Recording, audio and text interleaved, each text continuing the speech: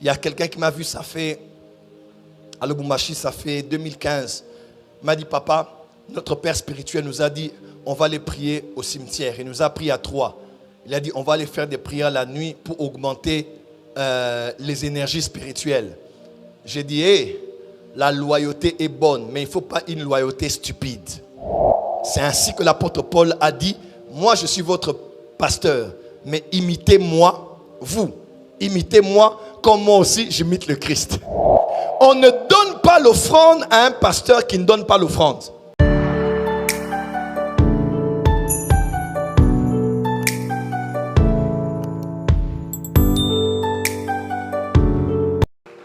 Et tout ce qui se fait ici sur la terre, se fait sur la terre.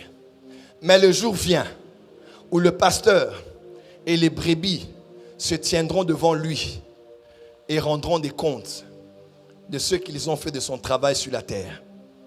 Ainsi, les pasteurs des brebis doivent craindre le grand pasteur des brebis. Ainsi, les brebis des pasteurs doivent craindre, non seulement respecter leur pasteur, mais craindre surtout le grand pasteur des brebis. Il y a quelqu'un qui m'a vu, ça fait, à Lubumbashi, ça fait 2015. Il m'a dit, papa, notre père spirituel nous a dit, on va aller prier au cimetière. Il nous a pris à 3. Il a dit, on va aller faire des prières la nuit pour augmenter les énergies spirituelles. J'ai dit, hé, la loyauté est bonne, mais il ne faut pas une loyauté stupide.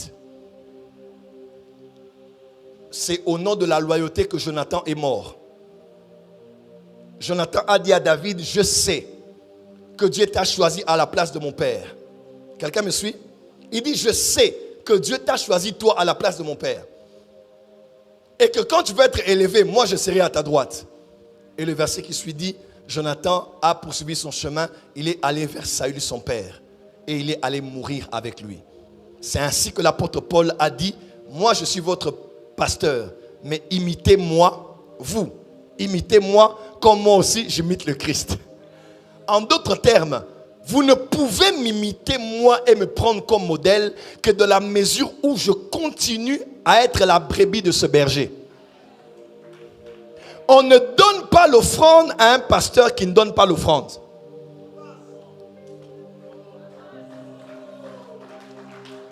Hein?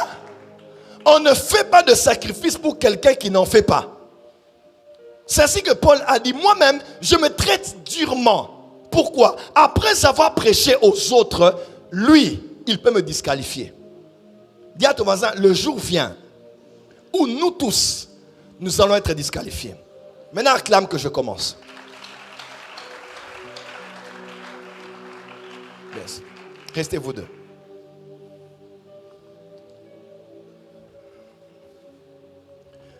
Ce message m'a été donné par l'Esprit pour interpeller le leadership chrétien. Mes frères et sœurs, nous les pasteurs, nous allons rendre des comptes à Dieu des brebis qu'il nous a données. Et laissez-moi vous dire, ces brebis-là, il les a acquis au prix de son sang. Et même la Bible dit dans Jérémie, Dieu dit, il va donner à son peuple d'autres bergers. Parce que Dieu était fatigué de voir des bergers inconscients faire souffrir les brebis sur lesquelles il les avait établis. Je ne suis pas pour les départs des églises, mais je crois que le Saint-Esprit, des fois, lorsqu'il veut protéger une brebis d'un berger mauvais, méchant, ingrat, cupide, immoral, occultiste, inconscient, irresponsable, il peut déplacer sa brebis pour l'emmener ailleurs.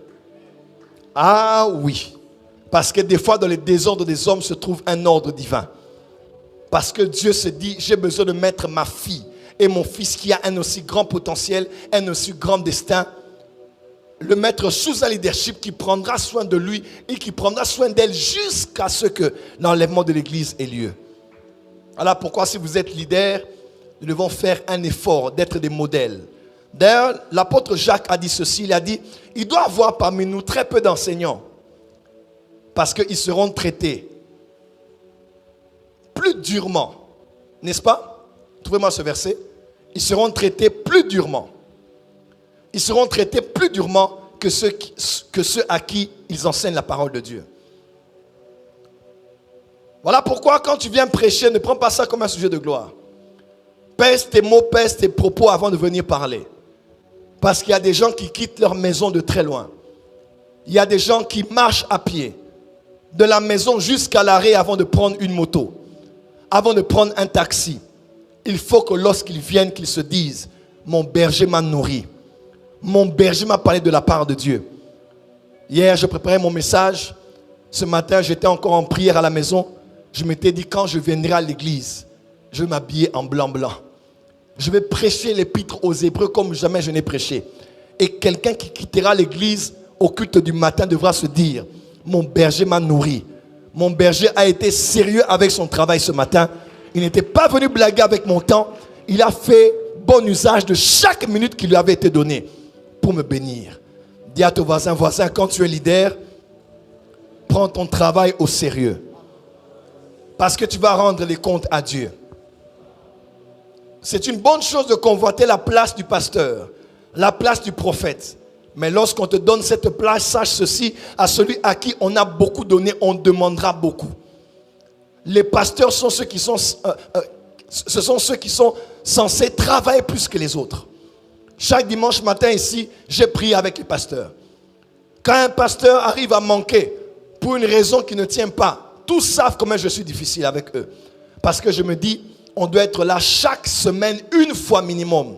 On doit prier pour les brebis. On doit prier pour les cultes. On doit prier les uns pour les autres. On doit prier pour la vision. On doit prier pour la mission. Et Hanouka 2024 qui vient, nous allons plus prier que nous avons prié dans toutes les Hanouka depuis qu'on a commencé. Toutes les anciennes Hanouka étaient des Hanouka autour des prédicateurs. Qui va prêcher? Qui est orateur? Qui est orateur cette année? C'était bien, mais c'était mauvais. Parce qu'à la limite, on est excité pour Hanouka à cause du genre d'orateur que Daddy a choisi. Cet Hanouka, orateur ou pas, on vient prier, on vient en retraite, on vient chercher Dieu. Parce que le plus important n'est pas l'orateur qui se tient, mais c'est ma consécration de 40 jours pour affronter la nouvelle année. Yes. Et faire avancer les desseins de Dieu dans le domaine où Dieu m'a établi. Quelqu'un peut dire amen très fort. Amen. Ainsi, toi qui es prédicateur, toi qui es modérateur, toi qui es responsable, tu dois prendre ton travail avec le plus grand sérieux possible. Quand je vois ce que certains hommes de Dieu font, je me dis, je n'ai pas encore travaillé. Quand je vois ce que certains hommes de Dieu font comme consécration pour leur église, je me dis, je n'ai pas encore donné. Et si je commence avec ça, je sais, il y a des gens que je connais bien qui vont dire, tu ne te reposes pas, tu ne dors pas, tu ne manges pas. Et ils vont tourner autour de ma famille. Mais ce qu'on ne sait pas, c'est que les temps sont moindres. Et que Jésus est en train de revenir. Et que ce travail doit être pris. C'est vrai qu'il y a un temps pour toutes choses. Mais lorsqu'on travaille pour Dieu, on doit le faire avec le plus grand des sérieux. Vous qui êtes à la chorale, le plus grand des sérieux. Vous qui êtes à l'intercession, le plus grand des sérieux. Vous qui êtes au protocole, le plus grand des sérieux. Parce que quand on est leader, on est devant et on a des gens derrière nous, on doit veiller sur tout ce qui nous concerne. Quelqu'un peut dire amen. Dis à ton voisin, on nous observe. Je parlais ici avec quelques pasteurs en réunion. Plusieurs m'ont dit, ah Dad, je suis devenu célèbre à la maison.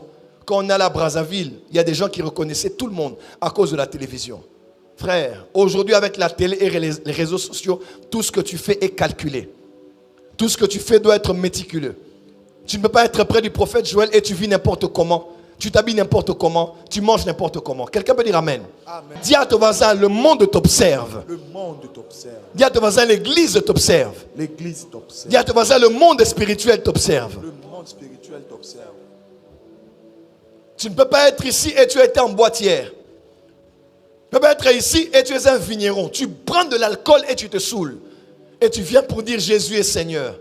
Il ne l'est pas du tout dans ton cœur. Parce que si Jésus n'est pas Seigneur de tout, il n'est pas Seigneur du tout. Ainsi, quand Dieu t'appelle à une grande charge de leadership, tu dois savoir, un jour tu vas rendre les comptes à Dieu pour tout ce que tu as fait des brebis et du travail qu'il t'a donné. Mes frères et sœurs, il y a un jour où les histoires de ministère vont se terminer.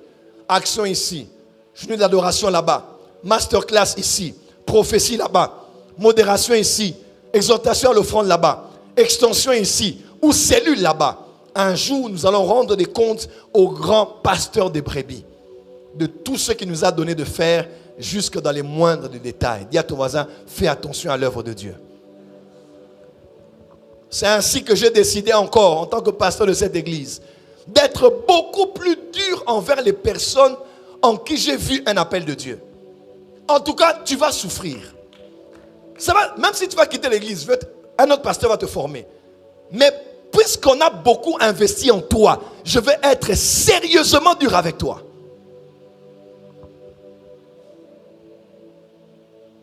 Tous les prophètes pour qui le prophète héritier a prophétisé ici. Vous vous rappelez? Urgence prophétique, la dernière. Je les ai appelés au bureau avec les pasteurs. J'ai dit, hey, jeune homme, on vous appelle prophète, c'est l'appel. Mais personne n'a le droit sur Internet de mettre prophète Kingandi. Personne n'a le droit d'aller prêcher sans qu'on ne soit informé. Personne n'a le droit de commencer des lives sur Internet en disant, je vais prophétiser aux voyances prophétiques. Personne n'a le droit d'aller dans les montagnes pour aller travailler. Si tu ne veux pas ma formation, va ailleurs. Mais sache seulement ceci. Quand un immeuble n'est pas bâti fortement en profondeur, il va tomber s'il est élevé en hauteur. Des fois, nous les pasteurs, nous sommes durs envers vous. Pas parce qu'on ne vous aime pas, mais parce que vous êtes tellement important qu'on ne peut pas vous traiter à la légère. Quelqu'un peut dire amen bien. Amen. Finir les études en médecine, c'est une chose. Mais vouloir devenir médecin, c'est une autre chose. Il y a des stages compliqués. Il y a des veilles, il y a des nuits, il y a des formations très très très difficiles. Parce qu'apprendre la matière est une chose. Mais être celui qui donne la matière, c'est une autre chose. Tu dois quitter de la théorie à la pratique. Déjà qu'en médecine, c'est déjà dur même déjà d'apprendre la médecine. Que dire alors quand tu dois devenir un docteur de profession? On doit te traiter durement. Parce qu'un jour, tu rendras des comptes à Dieu. Et il ne faut pas que tu dises, on ne m'avait pas préparé suffisamment pour ce travail. Des fois, quand Dieu veut te travailler, il va te préparer pendant 10 ans, pendant 15 ans, pendant 20 ans, pendant 30 ans. Moi, quand j'ai eu l'appel, je croyais que c'est la même année que j'allais aller en Italie, États-Unis, Texas, j'allais aller partout. Niet. Ça m'a pris des années pour être ce que je suis. Oh, Daddy, est-ce que c'est parce que toi, tu as pris autant d'années que moi, je dois prendre autant d'années? Je suis sous ta couverture, C'est faux. Tu vas attendre là où tu es. On va t'ignorer des fois dans des cultes. On ne va même pas citer ton nom, mais on va régaler ton cœur. On va t'éprouver jusqu'à ce qu'on voie que tu es capable de te tenir ici pour travailler. La prophétie, c'est rien. Je vais vous dire, je peux commencer à vous dire maintenant, non? Je peux commencer? Ouais, ça, c'est les réponses des enfants. Excusez-moi. C'est les réponses des enfants. Parce que j'enseigne ça, si je prophétise, ça va t'édifier en quoi? Quelqu'un me suit? La prophétie, c'est rien. La prophétie, c'est en nous. On peut commencer ce soir, on va aller jusqu'à minuit. Et après? Et généralement, c'est les gens qui en prophétisent qui sont ceux qui trahissent. Ceux qui en prophétisent qui sont les déloyaux.